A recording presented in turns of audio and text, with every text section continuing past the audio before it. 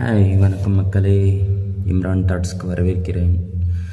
வீடியோக்கள் போட முடியலை. என்னென்னா காக்ரோச் ஜனதா பார்ட்டி அதை பற்றி கேட்டிருப்பீங்களே.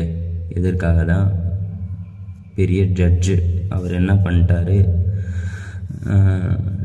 ஜட்ஜு பேசும்போது மக்கள் இளைஞர்கள் வேலை இல்லாமல் இருக்காங்க, ஒரு காக்ரோச் மாதிரி எல்லாம் வெறும் ஆர்டிஐ ஃபைல் பண்ணிக்கின்னு அது பண்ணிக்கிட்டு இது பண்ணிக்கிட்டு ஒரு காக்ரோச் மாதிரி இருக்காங்க இந்தியாவில் அப்படின்னு அதுக்கு பொங்கி எழுந்து இளைஞர்கள் என்ன பண்ணிட்டாங்க, காக்ரோச் ஜனதா பார்ட்டின்னு சொல்லி அதை இம்ப்ளிமெண்ட் பண்ணி அது இன்றைக்கி 6வது நாளில் கிட்டத்தட்ட 20 மில்லியன் பேர் அதை சப்ஸ்கிரைப் பண்ணி வச்சுருக்காங்க இன்ஸ்டாவில்.